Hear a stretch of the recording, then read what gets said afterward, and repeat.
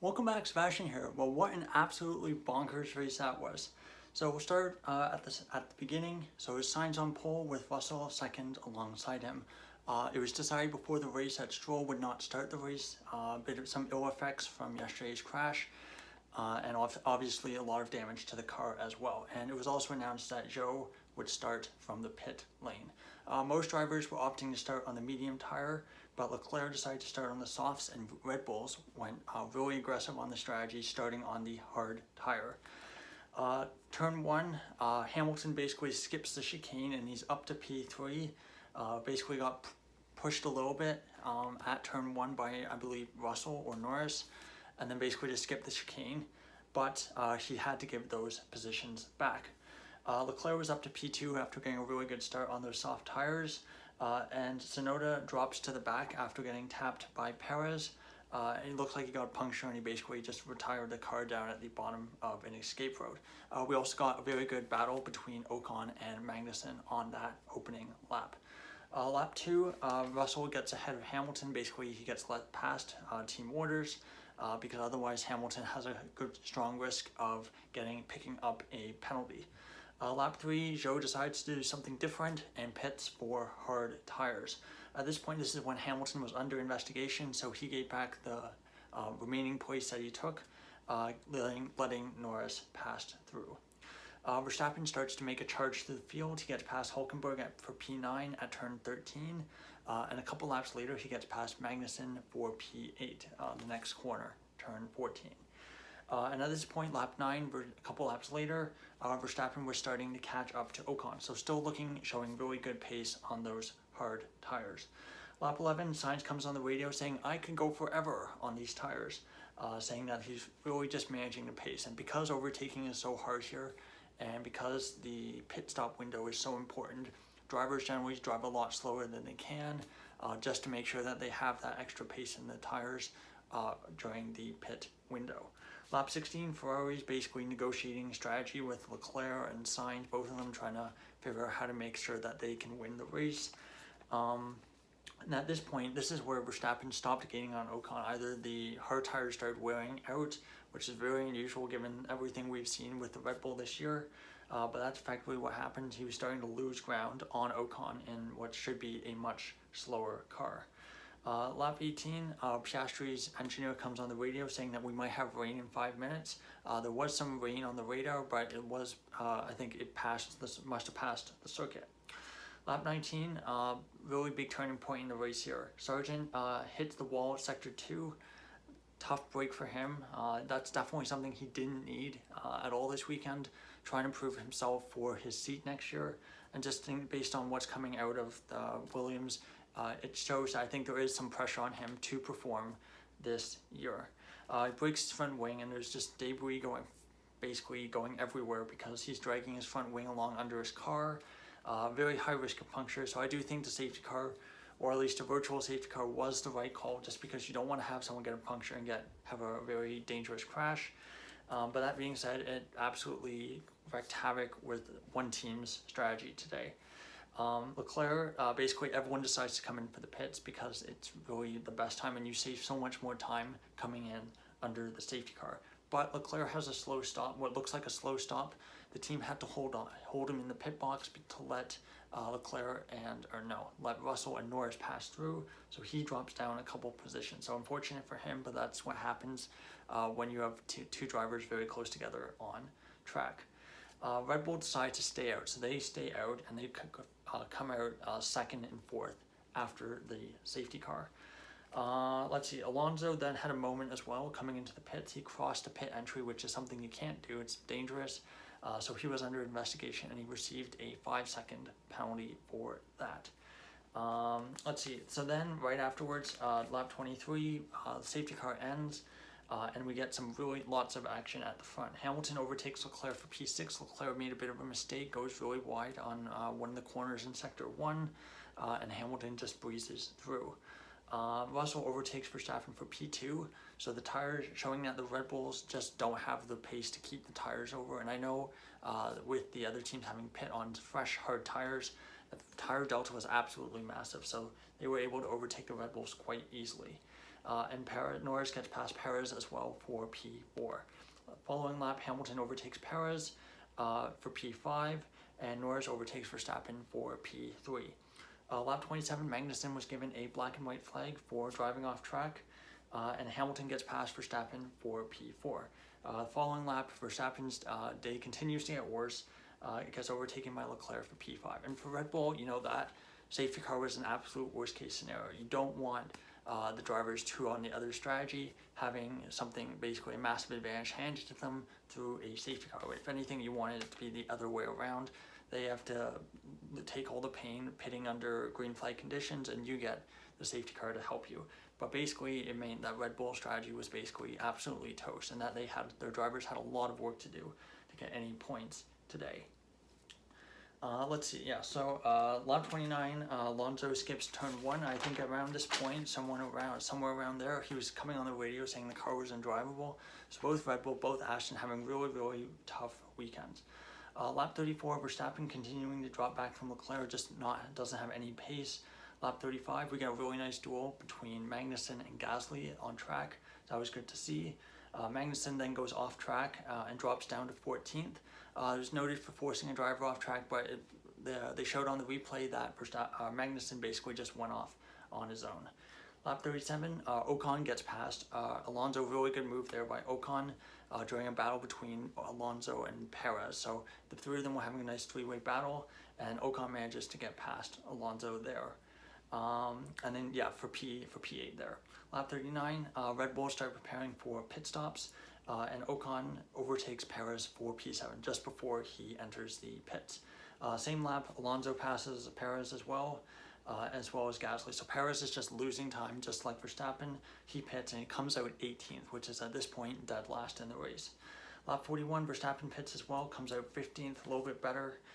Lap 43, Ocon starts dropping and he comes grinding to a halt, stopped around the outside of turn 2, and it looks like he just lost all power. I think it was an engine failure, but there's no smoke, no fire, but still just kind of lost all drive and ground to a halt. Really, really rotten luck for him. He was looking like he was going to have a really good race.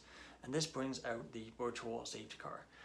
And right before that, I think Verstappen and Perez both make an overtake. Verstappen on Magnussen and Perez on Logan Sargent. Lap 45, Mercedes decides to do a double pit stop. So at this point, Russell is in second place, and they decide to drop track position, drop back to 4th and 5th, because there was a massive gap behind Leclerc. So bit risky to lose track position, especially on a track like Singapore, but they decided to go for it. Alonso also pits as well, and has an absolutely awful pit stop, 25-second pit stop with the 5-second penalty, and then they just didn't have the jack ready or something. They dropped the jack, so absolutely ruined Alonso's race, and he dropped all the way to the back of the field, pretty much. Lap 48, Verstappen starts to charge back through the field, overtakes Zhou for P10, turn 13, then overtakes Hülkenberg for P9 at turn 13 as well. So he's already back up into the point, so really good for him. Perez was having a bit of a struggle though. Lap 50, both him and Albon were noted for some kind of VSC infringement. Not sure what happened there. We didn't get a replay. Lap 51, Verstappen overtakes Lawson for P8 at turn 16.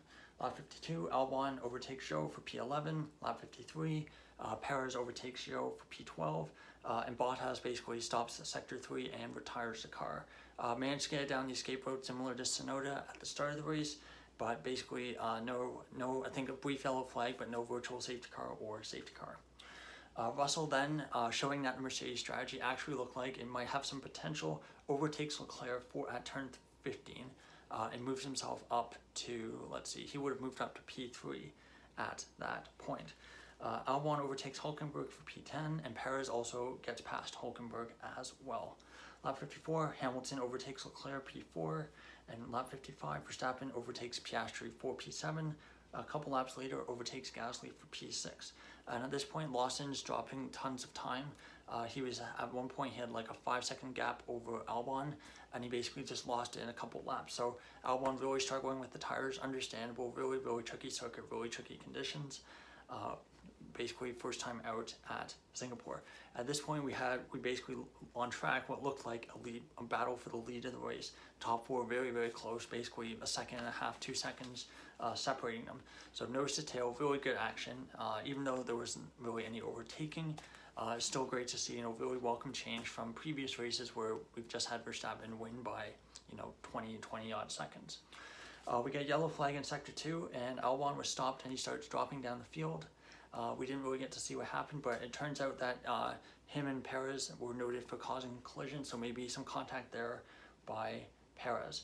Lap 59 as well, Russell was attacking Norris, so trying to go for a move but not quite able to do so. Lap 61, Perez passes Lawson for P9. So at this point, Lawson's basically just holding on for dear life, just trying to get some points. We get to the final lap of the race, sector 2, Russell hits the wall, final lap, drops out of his podium position, absolutely gutted the guy. First it looked like a mistake, but they showed a second replay where it looked like the car kind of changed direction very suddenly right before it hit the wall, and it looked like something, like the steering arm or something broke. So if that's the case, it's absolutely rotten break for Russell, breaking the car on a bump.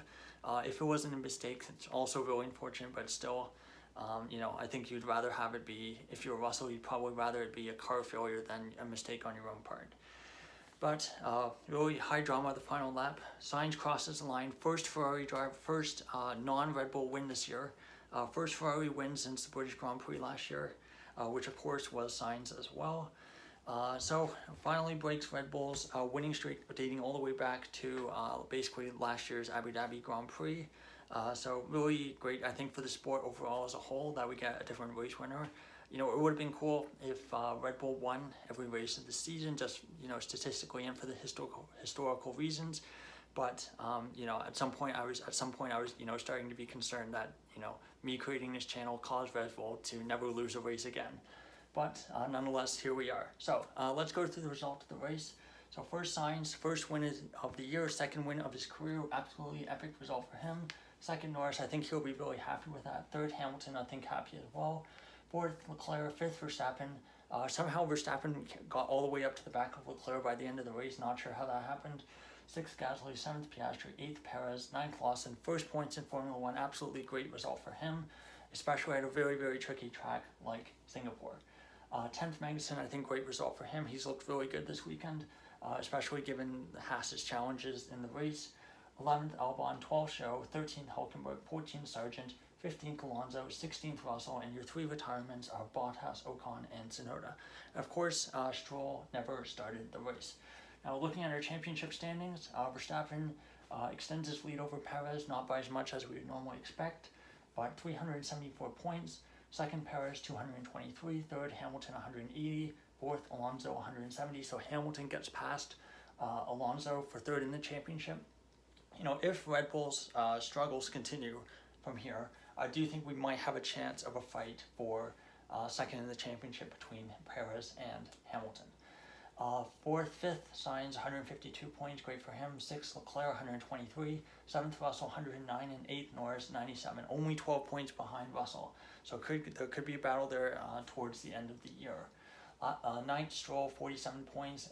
10th, Gasly 45, catching up rapidly to Stroll. 11th, Piastri 42, good result for him as well. If Stroll continues to struggle towards the end of the year, he could easily fall down to 12th in the championship, which, given where Aston started this year and given where Alonso is, would be an absolute disaster. 13th, Albon 21, I think I said that already. 14th, Hulkenberg 9, 15th, Bottas 6, 16th, Zhou 4, 17th, Tsunoda 3, 18th, Magnussen also with 3, 19th, Lawson with 2. First points in Formula 1 moves himself up to 19th. 20th, Sargent with 0, 21st and 22nd are De Vries and Ricciardo with 0. So Lawson gets AlphaTauri's best result of the year. Lo and behold, in his third ever F1 race. I know a lot of circumstances that's associated with that. A lot of drivers like Alonso and Russell, for example, that definitely helped aid that result. But still, great result for him. And really exciting race overall. I thought, hopefully next week's Japanese Grand Prix can provide more of the same. And whether this is a one-off for Red Bull or whether this is a start of some real problems for them is yet to be seen. And that's something that we'll only find out next weekend. So thank you so much for watching this video. It was, we've had a lot of growth on the channel recently, which is great to see. So thank you so much for watching, and goodbye.